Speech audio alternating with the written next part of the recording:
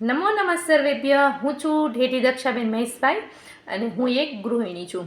આજે ફરી હાજર છીએ લોકવિજ્ઞાન કેન્દ્ર મોરબી દ્વારા, જેમાં નવા જ વિષય સાથે અને નવી જ માહિતી લઈને, જેમાં છે 3 ડિસેમ્બર એટલે કે આંતરરાષ્ટ્રીય દિવ્યાંગ દિવસ, જેના અનુસંધાને આજે વિષય લઈને આવ્યા છીએ આપણે કે દિવ્યાંગ વ્યક્તિને હું શું મદદ કરીશ. તો મિત્રો, આપણે શું જાણીએ છીએ કે આપણો ભારત દેશ એટલે કે સહાનુભૂતિ અને માનવતાનો દેશ. આપણે ક્યાંય પણ જઈએ તો કહેવાય છે ને કે આપણા લોહીમાં જ એવી સહાનુભૂતિ રહેલી છે કે કોઈ પણ વ્યક્તિને મદદ કરવા આપણે તત્પર હાજર રહીએ છીએ.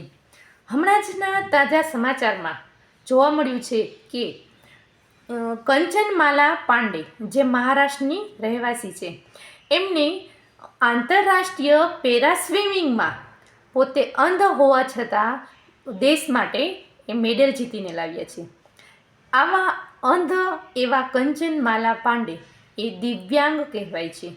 મિત્રો, તો જોયું ને, દિવ્યાંગ વ્યક્તિઓ પણ આજે દેશના ટોપ લેવલે એનું નામ રોશન કરી રહ્યા છીએ. તો એવું નથી કે આપણે એ લોકો એ આપણા સહારા માટે એને જરૂર પડે છે, નહીં, પણ આપણે માનવતાની દ્રષ્ટિએ આપણે આવા દિવ્યાંગ વ્યક્તિઓ, જેવા કે જે શારીરિક રીતે ખોડખાપણવાળા હોય, કે અંધ હોય, કે તેને ચાલવામાં કે એના હાથમાં કોઈ પ્રોબ્લેમ હોય, તકલીફ હોય, તો આવા વ્યક્તિ આપણે ક્યાંય પણ જોવા મળે તો આપણે એમને મદદ કરવી જોઈએ. કારણ કે મદદ કરવી એ દરેક વ્યક્તિની એક ફરજ ગણાય છે. તો આપણે જાણીએ કે આપણે આવા દિવ્યાંગ વ્યક્તિ માટે શું કરી શકીએ.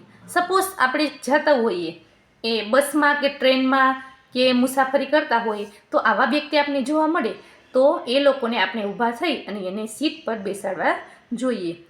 ત્યાર પછી જો કોઈ વ્યક્તિ રસ્તો ઓળંગતા હોય તો એવા લોકોને આપણે હાથ પકડી અને રસ્તો ઓળંગવામાં એમને મદદ કરવી જોઈએ.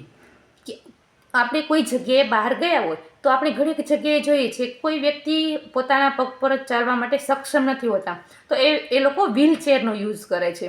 તો વ્હીલચેર ઉપરથી એમને વ્યવસ્થિત બેસાડવા, એમને જરૂર હોય તો ઊભા હોય તો ઊભા કરવામાં મદદ કરવી જોઈએ.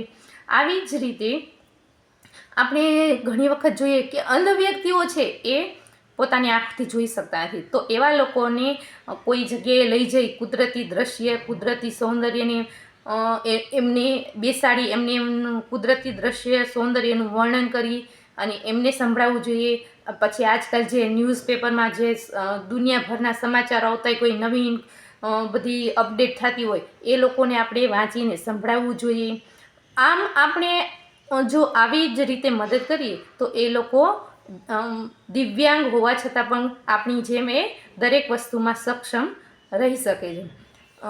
અને કહેવાય છે કે આપણે તો મદદ કરીએ છીએ અને સાથે સાથે આપણા ઇન્ડિયન ગવર્મેન્ટ પણ એની ઘણી બધી એવી યોજનાઓ બહાર પાડે છે, જેનાથી આવા દિવ્યાંગ વ્યક્તિઓને ઘણી બધી મદદ થાય છે. અને છેલ્લે અંતે હું એટલું જ કહીશ કે સર્વે ભવંતુ સુખિના, સર્વે સંતુ નિરામયા, સર્વે ભદ્રાણી પશ્યંતુ, મા કશ્ચિત દુઃખભાગ ભવેત. અસ્તુ. જય હિન્દ, જય ભારત.